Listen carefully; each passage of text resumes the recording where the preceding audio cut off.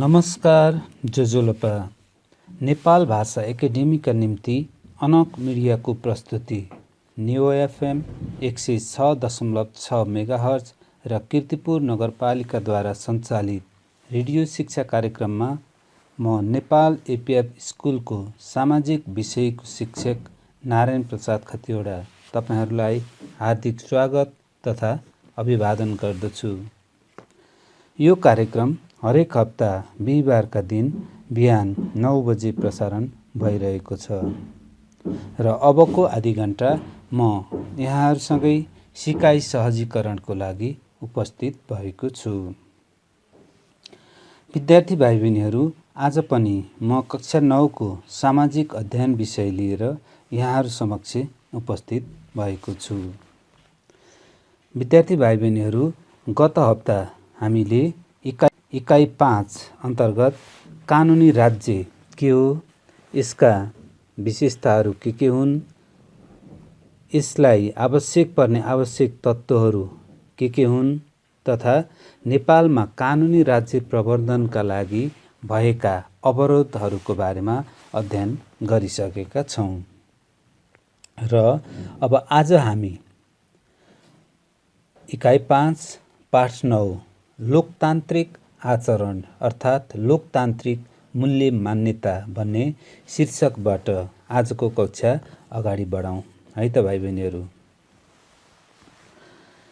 विद्यार्थी भाइ बहिनीहरू, लोकतान्त्रिक व्यवस्थामा हुनुपर्ने वा अनुसरण गर्नुपर्ने आधारभूत सिद्धान्त, गुण अनि विशेषतालाई लोकतान्त्रिक आचरण अर्थात् लोकतान्त्रिक मूल्य मान्यता भनिन्छ। लोकतन्त्रमा सरकार जनताप्रति उत्तरदायी हुन्छ। प्रतिनिधिमूलक शासन व्यवस्था हुन्छ। निर्वाचित प्रतिनिधिहरू आम जनताको आवश्यकता र अपेक्षा पूरा गर्ने दिशामा क्रियाशील हुन्छन्। जनताका अधिकारहरू संविधान एवं कानुनद्वारा संरक्षित भएका हुन्छन्। विद्यार्थी भाइ बहिनीहरू, नेपालमा 2046 सालमा प्रजातन्त्रको पुनर्स्थापना पश्चात जारी भएको नेपाल अधिराज्यको संविधान 2047 देखि नै लोकतान्त्रिक आचरणलाई आत्मसात गर्दै आएकोमा वर्तमानसम्म आइपुग्दा यस्ता लोकतान्त्रिक आचरण अर्थात् मूल्य मान्यताहरूमा निकै विस्तार गरिएको पाइन्छ। विद्यार्थी भाइ बहिनीहरू, लोकतान्त्रिक आचरणका आवश्यक तत्त्वहरू के हुन् त? अर्थात् लोकतान्त्रिक आचरणका आवश्यक तत्त्वहरू हामी बुदागत रूपमा उल्लेख गरौँ है त। विद्यार्थी भाइ बहिनीहरू, सार्वभौम सत्ता एवं राजकीय सत्ता जनतामा निहित भएको हुन्छ। त्यस्तै कानुनको शासन हुन्छ। स्वतन्त्र एवं सक्षम न्यायपालिका हुन्छ। जनउत्तरदायी सरकार हुन्छ। जनप्रतिनिधिमूलक व्यवस्थापिका रहेको हुन्छ। त्यस्तै शक्ति पृथकीकरण, शक्ति सन्तुलन र नियन्त्रणको व्यवस्था भएको हुन्छ। त्यस्तै कानुनको अगाडि समानता हुन्छ। स्वस्थ प्रतिस्पर्धी राजनैतिक व्यवस्था हुन्छ। मौलिक हक तथा मानव अधिकारको प्रत्याभूति हुन्छ। बालिग मताधिकार र आवधिक निर्वाचन हुने व्यवस्था भएको हुन्छ। सामाजिक सुरक्षा र सामाजिक न्यायको व्यवस्था भएको हुन्छ। संवैधानिक निकायहरूको व्यवस्था गरिएको हुन्छ। त्यस्तै प्रेस स्वतन्त्रता, सुशासन र पारदर्शिता रहेको सरकार हुन्छ। उत्तरदायी प्रतिपक्षको भूमिका रहेको हुन्छ। संविधान संशोधनको व्यवस्था रहेको हुन्छ। जनताप्रति उत्तरदायी सरकार, त्यस्तै प्रतिनिधिमूलक शासन व्यवस्था। प्रजातान्त्रिक शासन व्यवस्थामा जनताद्वारा प्रजातान्त्रिक आचरण अभ्यास गरून् भन्ने चाहना राखिन्छ। जहिले पनि लोकतान्त्रिक आचरण अर्थात् लोकतान्त्रिक मूल्य मान्यतामा प्रजातान्त्रिक आचरण, प्रजातान्त्रिक शासन व्यवस्था अभ्यास गरून् भन्ने चाहना राखिएको हुन्छ भाइ बहिनीहरू। त्यस्तै जनताका हक अधिकार संविधानद्वारा रक्षा गरिएको हुन्छ भने सरकारको निर्वाचनमा जनताको स्वतन्त्र एवं समान सहभागिता रहनुपर्ने व्यवस्था पनि रहेको हुन्छ। विद्यार्थी भाइ बहिनीहरू, हामीले लोकतान्त्रिक आचरणका आवश्यक तत्त्वहरूको बारेमा उल्लेख गर्यौँ भने अब हामी लोकतान्त्रिक मूल्य मान्यता अर्थात् आचरणका आधारमा लोकतान्त्रिक आचरणका पक्षहरूको बारेमा अध्ययन गरौँ है त भाइ बहिनीहरू। लोकतान्त्रिक पक्ष भाइ बहिनीहरू, 1 नम्बरमा छ शासनमा जनसहभागिता। हामीले अघि पनि उल्लेख गरेका छौँ। जस्तो लोकतान्त्रिक शासनमा जनताको सहभागिता आवश्यक हुन्छ। जनताद्वारा निर्वाचित प्रतिनिधिहरूको सरकार हुन्छ अनि शासनमा जनताको नियमित सहभागिताका लागि आवधिक रूपमा निर्वाचन गरिनुपर्दछ र यस्तो निर्वाचन स्वच्छ, निष्पक्ष र वैध हुनुपर्दछ। त्यस्तै भाइ बहिनीहरू, अर्को लोकतान्त्रिक आचरणको अर्को पक्ष छ कानुनको सर्वोच्चता। विद्यार्थी भाइ बहिनीहरू, लोकतन्त्रमा कानुनी सर्वोच्चताको अपेक्षा गरिन्छ। व्यक्तिद्वारा नभई कानुनद्वारा शासन व्यवस्था सञ्चालन हुनुपर्ने भन्ने मान्यता राखिन्छ। कानुन सर्वोपरि हुने भएकोले सबैले संविधान कानुनको अधीनमा रही आफ्नो अधिकारको प्रयोग र कर्तव्यको पालना गर्नु नै लोकतान्त्रिक आचरण अर्थात् मूल्य मान्यता हो। त्यस्तै भाइ बहिनीहरू, अर्को छ मौलिक हकको संरक्षण। जनताको आकाङ्क्षालाई प्रतिबिम्बित गर्नु र जनताका आधारभूत मौलिक हकको उपभोग एवं संरक्षण गर्नु नै लोकतान्त्रिक शासन प्रणालीको आचरण हो। संविधानमा व्यवस्थित मौलिक हकहरूको सम्मान गर्नुपर्दछ। तिनीहरूको प्रयोग अवरोध नपुर्याई कार्यान्वयनमा अगाडि बढाउनु पर्दछ भने तिनको उल्लङ्घन भएमा त्यसको संरक्षण गरी उपचार प्रदान गर्नुपर्दछ।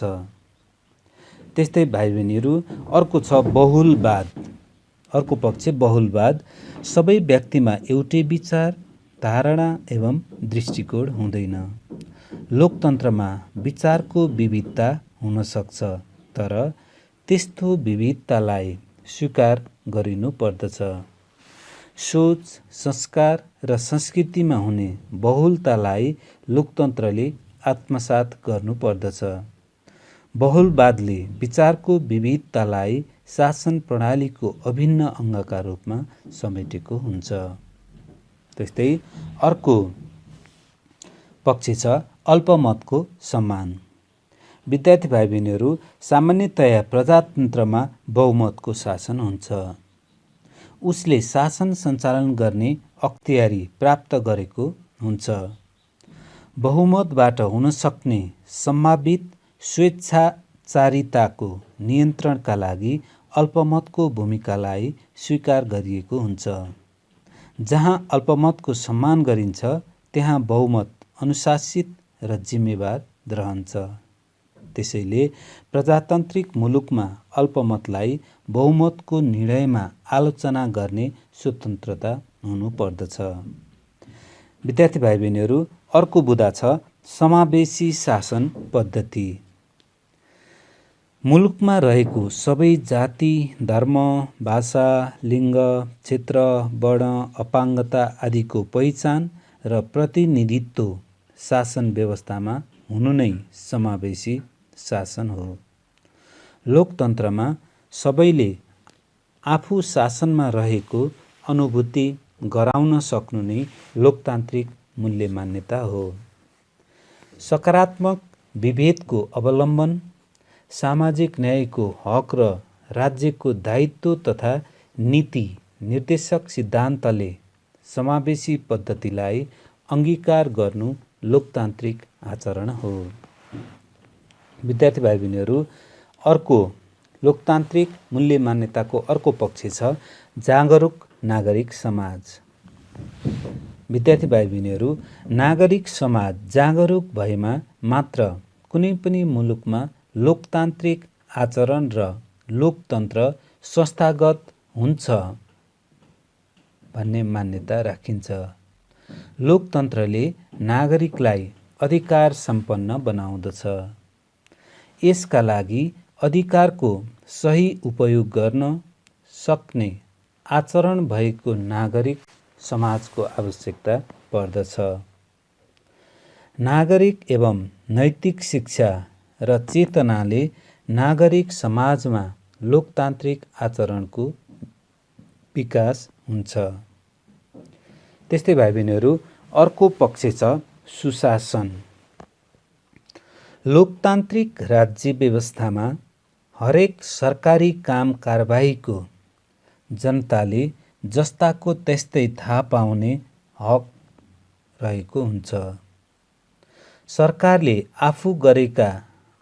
आफूले गरेका काम कारबाहीको प्रतिक्रिया जनताको अभिव्यक्त विचारबाट थाहा पाउने हुँदा जनता सुसूचित हुनु अति आवश्यक हुन्छ। उत्तरदायी शासन र पारदर्शी कार्यपद्धति लागू हुने अवस्थामा सुशासन स्थापना हुन्छ।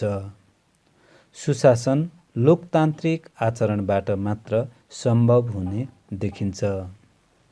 र भाइ बहिनीहरू, अन्तिम पक्ष छ अभिव्यक्ति एवं प्रेस स्वतन्त्रता। विद्यार्थी भाइ बहिनीहरू, विचार र अभिव्यक्तिको स्वतन्त्रताले लोकतान्त्रिक आचरण तथा मूल्य मान्यता स्थापित गर्न सहयोग पुग्दछ। राजनैतिक, सामाजिक, आर्थिक र सांस्कृतिक गतिविधिका विषयहरूमा जानकारी पाउनु नागरिकको अधिकार हो। यसले राष्ट्रमा असर, समस्या समाधानका उपायहरू र सोही अनुसारको आचरण व्यवहारहरू नागरिकले बनाउँदछन्। विद्यार्थी भाइ बहिनीहरू, हामीले नागरिक अर्थात् लोकतान्त्रिक आचरणका पक्षहरूको बारेमा अध्ययन गर्यौं। विद्यार्थी भाइ बहिनीहरू, समाजका बहुआयामिक समस्या र आवश्यकतालाई सम्बोधन गर्ने संस्थाले आफ्ना उद्देश्य अनुरूपका आचरण र व्यवहार गरे भने मात्र लोकतन्त्र बलियो हुन्छ। नेपालमा सैद्धान्तिक रूपमा लोकतान्त्रिक मूल्य मान्यतालाई आत्मसात गरिएको छ, तर व्यवहारमा सो अनुकूलको आचरण र व्यवहार नहुँदा आम जनताले यसको अनुभूति गर्न पाएका छैनन्। त्यसकारण सिद्धान्तमा मात्र होइन, व्यवहारमा पनि, नीतिमा मात्र होइन, नियतमा पनि र संरचनामा मात्र होइन, संस्कारमा पनि परिवर्तन गर्न सकेमा लोकतान्त्रिक आचरण अर्थात् मूल्य मान्यताहरूले सार्थकता पाउने देखिन्छ। विद्यार्थी भाइ बहिनीहरू, तपाईहरूले लोकतान्त्रिक आचरण भनेको के हो, यसका पक्षहरू के हुन्, यसका तत्त्वहरू के हुन् भन्ने बारेमा अध्ययन हामीले गरिसक्यौँ र तपाईहरूले पनि राम्रोसँग बुझ्नुभयो, होइन त? र अब हामी आज अर्को पाठ नागरिक समाज भन्ने पाठबाट हामी अगाडि बढौँ है त भाइ बहिनीहरू। विद्यार्थी भाइ बहिनीहरू, सर्वसाधारणको हक हित, अधिकार एवं अवसर प्राप्तिका लागि स्वैच्छिक रूपमा मिलेर बनेको सङ्गठित समूहलाई नागरिक समाज भनिन्छ। यसर्थ आम नागरिकका पक्षमा सङ्गठित र कार्यरत सबै सङ्घ संस्थाहरू नागरिक समाज हुन्। तर राजनैतिक, र आर्थिक स्वार्थले प्रेरित सङ्घ संस्था भने नागरिक समाजभित्र पर्दैनन्। हामी जस्तो कि भन्न सक्छौँ भाइ बहिनीहरू, हाम्रो समाजमा रहेका आमा समूह, शान्ति समाज, कलाकार सङ्घ, चिकित्सक सङ्घ जस्ता समूहहरूलाई हामीले नागरिक समाज भन्न सक्छौँ। त्यस्तै भाइ बहिनीहरू, नागरिक समाज भनेको करकाप नगरिएको मानवीय समुदायको नाम हो। अर्थात् यो स्वैच्छिक, सुपरिचालित, सुनिर्देशित कानुनी आदेश वा साझा नीति नियमहरूद्वारा बाँधिएको सङ्गठित सामाजिक जीवन पद्धति हो। नागरिक समाज विभिन्न सामाजिक समुदायहरू बीचमा विचार विमर्श गर्ने र सङ्गठित हुने थलो हो। नागरिकहरूका चाहना, मूल्य मान्यता र प्रतिबद्धतालाई अभिव्यक्त गर्ने साझा थलो नै नागरिक समाज हो। नागरिक समाज गैर सरकारी एवं स्वैच्छिक आन्दोलन हो जो सामाजिक जीवनका हरेक पक्षहरूमा आवश्यकता अनुसार क्रियाशील रहन्छ र यसले जनतालाई विविध पक्षमा सहयोग पुर्याउँदछ। विद्यार्थी भाइ बहिनीहरू, नागरिक समाजले समाजमा अन्याय, अत्याचार हुन नदिने, राष्ट्रिय सरोकारका विषयमा जनतालाई सचेत पार्ने, सरकारका काममा सहयोग गर्ने, जनताका काम गर्न सरकारलाई सजग गराउने तथा भ्रष्टाचार विरुद्ध आवाजहरू उठाउने जस्ता कार्यहरू यसले गर्दछ। विद्यार्थी भाइ बहिनीहरू, नागरिक समाजका विशेषताहरू के हुन् त? अब हामी नागरिक समाजका विशेषताहरूको बारेमा अध्ययन गरौँ है त। विद्यार्थी भाइ बहिनीहरू, नागरिक समाजका विशेषताहरूलाई बुदागत रूपमा निम्न अनुसार प्रस्तुत गरिन्छ। 1 नम्बर, स्वैच्छिक सहभागिता, जनहितका कार्य, गैर सरकार, गैर राजनीतिक एवं मुनाफा रहित संस्था हुनु नै नागरिक समाजको मूलभूत विशेषता हो। दोस्रो नम्बर, सरकारभन्दा बाहिर रहेर सरकारलाई जिम्मेवार र जवाफदेही बनाउने समूह नै नागरिक समाज हो। अर्को नम्बर, बाह्य नियन्त्रणबाट मुक्त समाज नागरिक समाज हो। विचार, आग्रह एवं स्वार्थबाट मुक्त समाज नागरिक समाज हो। स्वयंसेवी समूह वा छिटो प्रतिक्रिया जनाउने समूह नै नागरिक समाज हो। लचिलो तथा कार्यमूलक समूहलाई नागरिक समाज भनिन्छ। आम नागरिकका आवाज सुन्ने, भावना बुझ्ने र नागरिक मैत्री समाज नै नागरिक समाज हो। त्यस्तै सत्य, न्याय र जनतन्त्रको पक्षमा उभिने संस्था नै नागरिक समाज हो। भाइ बहिनीहरू, अर्को बुदा छ कानुनको भावना अन्तर्गत रहेर आत्मअनुशासन पालन गर्ने व्यक्तिहरूबाट सञ्चालित एउटा आन्दोलन नै नागरिक समाज हो। नागरिक समाज सरकारभन्दा फरक हो तर सरकारका कामसँग भने सम्बन्धित रहेको हुन्छ। यो समाजका सबैभन्दा तल्लो वर्ग तथा उपेक्षित समूहको हितका लागि उनीहरूकै सहभागितामा कार्य सञ्चालन गर्ने समूह नै नागरिक समाज हो। त्यस्तै राजनीतिबाट टाढा रहेर सामाजिक जागरण र परिचालनमा यसले जोड दिएको हुन्छ भने अन्तिम विशेषता छ यसले समाजको मानवीय संवेदनाको अभिव्यक्ति उजागर गर्ने लक्ष्य राखेको हुन्छ। विद्यार्थी भाइ बहिनीहरू, यी भए नागरिक समाजका विशेषताहरू भने अब नागरिक समाजको भूमिका के कस्तो रहेको हुन्छ त्यसलाई पनि हामी बुदागत रूपमा अध्ययन गरौँ है त भाइ बहिनीहरू। नागरिक समाजको भूमिका 1 नम्बरमा अशिक्षित र अर्धशिक्षित नागरिकहरू बीच राष्ट्रिय चेतना अभिवृद्धि गर्ने काम नागरिक समाजले गरेको हुन्छ।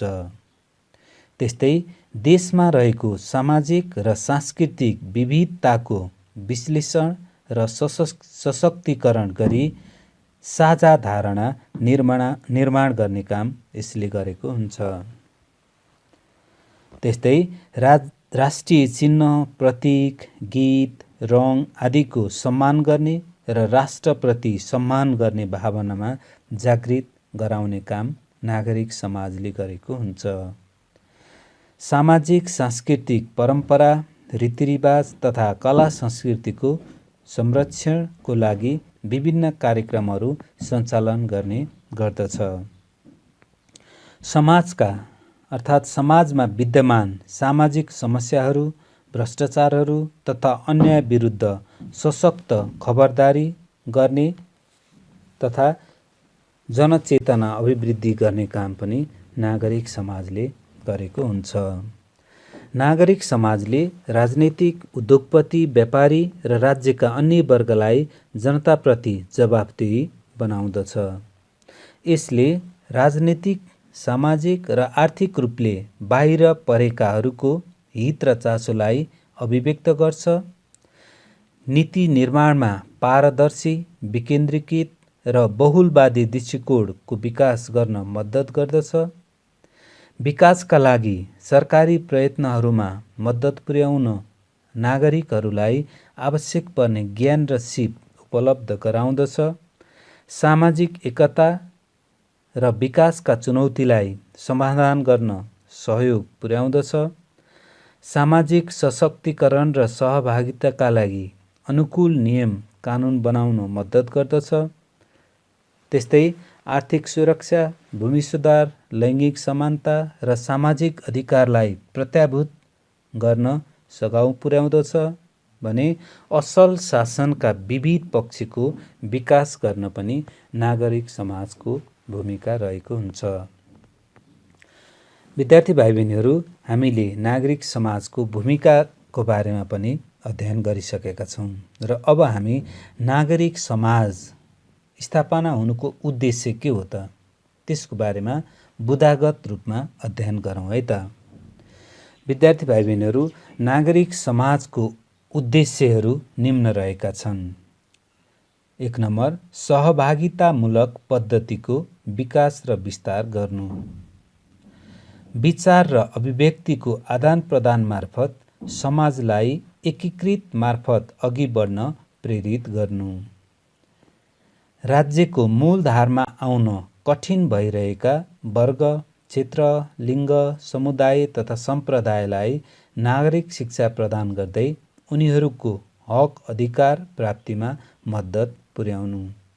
सुरक्षा नीति कानुनको पालना गराउन सरकारलाई दबावमूलक ढङ्गले बाध्य बनाउनु। मानिसको जीवनस्तर निर्माणका लागि चाहिने दक्षता र क्षमताको अभिवृद्धि गर्नु। सामाजिक मूल्य, मान्यता, चाहना, आवश्यकता र सङ्कल्पको अभिव्यक्ति स्थलको निर्माण गर्नु। विकासका लागि वैकल्पिक उपायका लागि सहभागितामूलक पद्धतिको विकास र विस्तार गर्नु। त्यस्तै अर्को छ, सामाजिक उद्देश्यका लागि सामूहिक भावनामा बाँधिएको सञ्जालको निर्माण गर्नु। भने अन्तिम उद्देश्य छ सरकारका नीतिगत विषयमा व्याख्या र ठोस निर्णय गर्दै सामाजिक घटनाक्रमलाई आलोचनात्मक रूपमा ग्रहण गर्नु। विद्यार्थी भाइ बहिनीहरू, यी भए नागरिक समाजको उद्देश्य। अब तपाईहरुलाई म आज एउटा होमवर्क दिन्छु, गृह कार्य दिन्छु। तपाईहरुले आफ्नो नोट कपीमा टिप्नु छ है त भाइ बहिनीहरू। लेख्नुस् त। लोकतान्त्रिक आचरणको परिचय दिँदै यसका विशेषताहरूलाई उल्लेख गर्नुहोस्। दोस्रो नम्बरमा लेख्नुहोस् भाइ बहिनीहरू, नागरिक समाज भनेको के हो? नागरिक समाजका भूमिकाहरू उल्लेख गर्नुहोस्।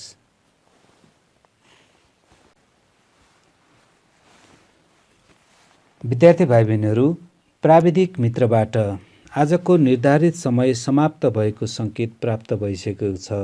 त्यसकारण आजको पाठ म यहीँ अन्त्य गर्ने अनुमति चाहन्छु र आजको यस कार्यक्रममा प्राविधिक कक्षबाट सहयोग पुर्याउनुहुने प्राविधिक मित्रलाई विशेष धन्यवाद दिँदै आगामी हप्ता यही बार र यही समय पुनः भेट्ने बाचाका साथ म नारायण प्रसाद खतिवडा बिदा माग्छु। स्वस्थ रहनुहोस्, सुरक्षित रहनुहोस्, यहाँहरूको दिन शुभ रहोस्। नमस्कार।